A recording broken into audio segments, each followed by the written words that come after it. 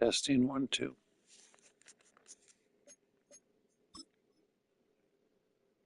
Testing 1, 2.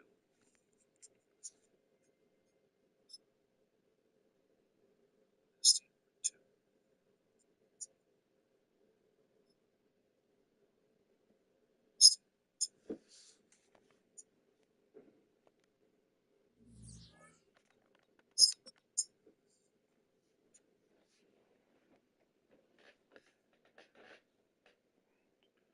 Welcome, OMFL Nation, and welcome to another episode of Tim's Take. Um, Last time we left Tim's Take, we were on fire. We were moving the ball well, scoring and doing well. We did win 2 of the last 3 games. However, we have seen a lot of cracks in our armor, and we've seen a lot of areas to improve. We jump right into a game against Philadelphia Eagles. Um, I'm going to be honest. I felt like we stole this game. This game was a crazy turnover-filled game. And let's just jump into the stats right there. 377 of your offensive yard to 351. 29 to 35 rushing yards. Neither one of us could run the ball. 348 passing yards, 348 passing yards to 316. 15 first down to 13. Eagles had the advantage. And 3-2, 3 turnovers for the Lions, 2 for the Eagles. And time of possession about even 17:45 and 18:15. So what was the difference? It was the way the interceptions have and the way that they uh, turnovers hit at the key times. And as you see in the score, it was 10-7 at halftime, and then 24-10 at one point entering the fourth quarter.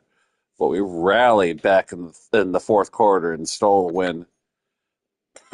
He played me a lot better than his record shows, and he always has. He always is right in the middle of a lot of games, and he just got to go over that hump. My hat's off to Twinkie. Fargas 17 for 30, 2 touchdowns, 1 interception, 360 yards.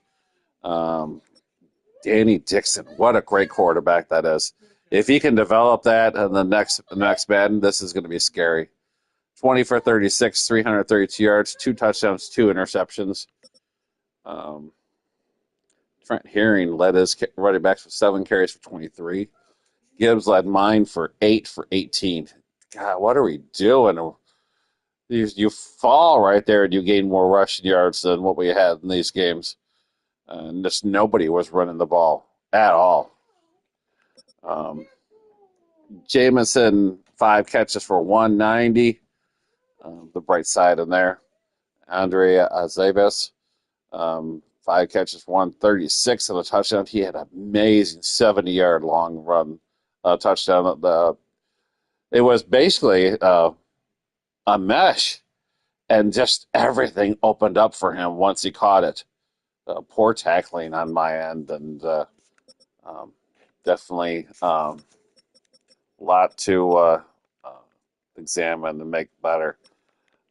Tackles, Phillips with 8, Kirby Joseph with 8, Carr with 7.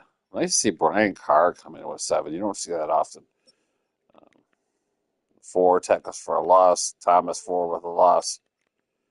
Hutchinson 2 sacks, Jordan Davis 2, Long with 1, Thomas with 1, Dean, Arnold, and Deontay Scott with picks. One of those games that, man, I was sweating there the whole game, and I was lucky that I escaped with a win on that one because that could have gone south real easy. And another game that was a lot closer than people probably imagined. We won an 8-point win against Maniac and the Bills, 21-13. 235 offensive yards by the Lions, one of our lowest points totals all season. 282 for the Bills Rushing yards be even 124, 129. Look at the passing yards. A Bills offense with 153 and me with 111. We're just not getting it done. The opposite of what happened in the Eagles game. The Eagles game, we were passing like crazy. In this game, we couldn't make a pass to save our life. 18 first down to 17. Turnovers. Turnovers were what killed Maniac. 4 turnovers there. I only had 1. 18-42 to 17-18. Even this game, he had a chance to tie the game late, and a costly fumble at the end hurt him. Fargas, 11 for 20, 127, 1 touchdown, 1 interception. Jordan, 15 for 26, 1 touchdown, 3 interceptions, 170. Jordan also ran for 4 for 82, but a key fumble, like I said, at the end cost the game. 11 for 66 for Gibbs. Watkins, 12 for 45. And we pretty much shut his running backs down, Jamal Hill and James Cook. Leverriette led everybody with 5 catches for 68. Sam Laporta led me for 3 for 38. Jamo only 1 catch for 26. Not enough. Gotta do better. Tackles, Bernard, 8 tackles. Branch, 8 tackles. Hutchinson, 4 for a loss. Hutchinson's been really strong lately. Definitely a force. Two sacks here. One sack for Phillips. 1 for Bernard. 1 for Bishop. A pick for Bishop. Arnold with a pick. Ross with a pick. And Deontay Scott with a pick. So another one of those 1-score games, which we've done a lot this year. We've started off with losing a 1-score game to Colin. 1-score game against Nate that's going to be very important in our playoff race. Lost a 1-score game to the Vikings. Won a 1-score game against Colin. 1-score game against Packers. 1-score game against the Packers. 1 against the Eagles and 1 against the Bills. So, and that leads us to the battle of Detroit Lion fans, me and Trey. Trey's fighting for the playoffs. He's doing everything he can. This was a game where we were looking to turn our offense around and have some consistency, and we did not get it. We missed out on several plays. Some of the runs blocking could have held a little longer. Some of the passing plays, the reads were fine. The execution of the play was not good. We were short on throws, didn't get 2 feet in, dropped big passes. This is a combination of everything that led to a game that we deserved to lose. We were riding a winning streak of 1, 2, 3, 4, 5, 6. A 6-game winning streak. So, yeah, we deserved to lose. We were due for 300 to 294 yards, 107 rushing to 88, 206 to 193, 17 first downs to 14, 2 turnovers to 1, 19-24 to 16-36. Jaden Daniels led the way for 16 completions for 30 for 204 and a interception. Vargas 16 for 33. Definitely got to do better than that. 227, 1 touchdown, 2 interceptions. Desmond Garvin, we stopped him early in the second half. We just couldn't stop him, and he fought his way for 2 touchdowns with 13 carries for 76. Gibbs, 10 carries for 57. Watkins was a little surprised to see only 4 carries for 6 yards. Couldn't do really anything noteworthy. Williams, 7 for 107.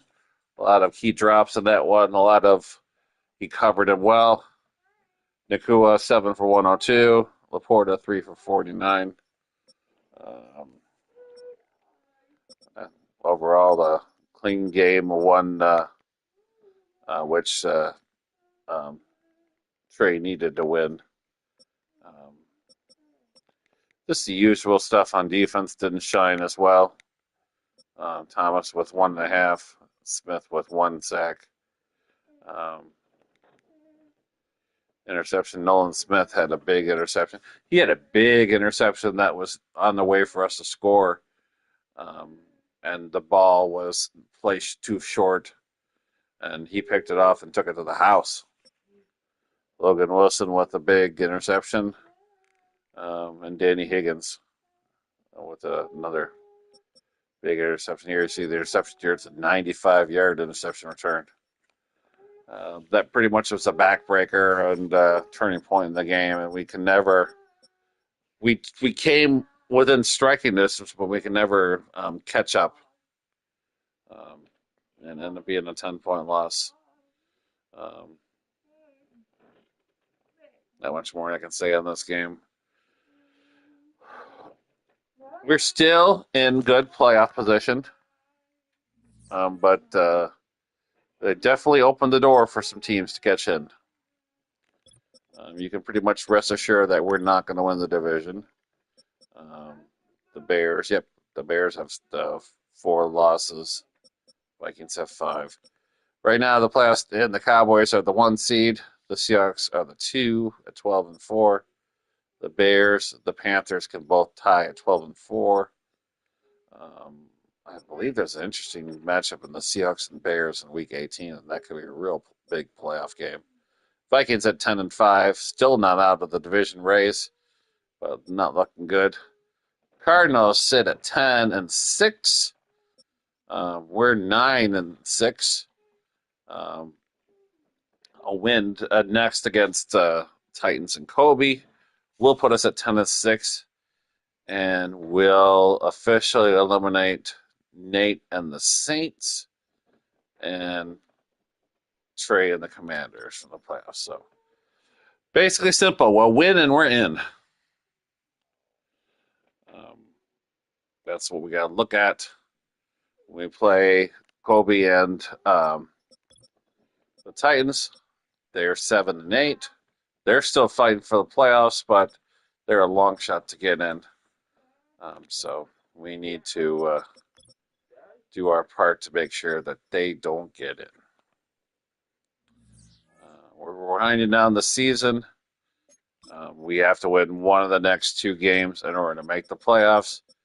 And somebody like Nate needs to win the rest of his games. And a crazy scenario is if Trey wins all of his games left, Nate loses 1 game, and I lose both of my games.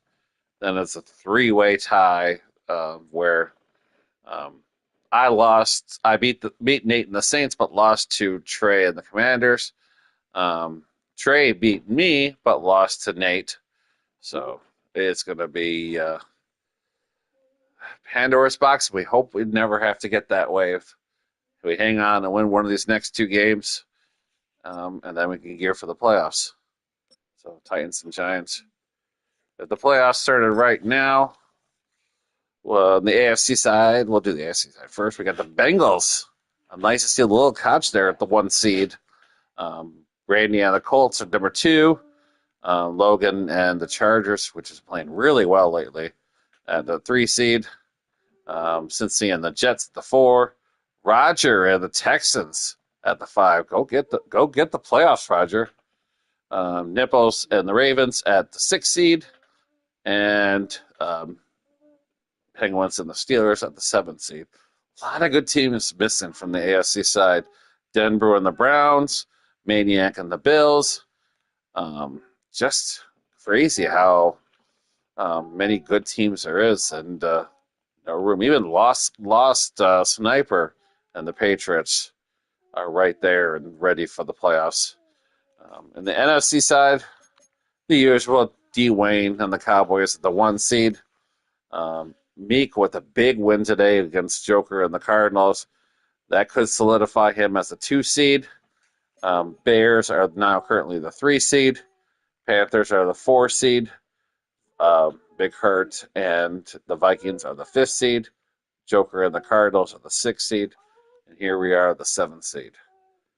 Anything can happen. Get in, and anything can happen. That's what our motto is, and what we have to accomplish. Um, we're going to finish strong. We're going to finish this week, this week 17. I think we're going to play tomorrow against Kobe. So we have to hit the practice squad today, right after this. Let's see if we can work some of the kinks of our offense and figuring out the timing issues because we have not played well. We have not played passing the ball well, and we're in a position where we have to take advantage and finish the season strong, get to the playoffs, and anything can happen. In the NFC side of the playoffs, we've seen teams come out of nowhere. Bird last year, Colin made a run. Bill and the Giants made a run. There's several people that have made a run this, um, and no one would be surprised if um, it happens again. So that's all I have today.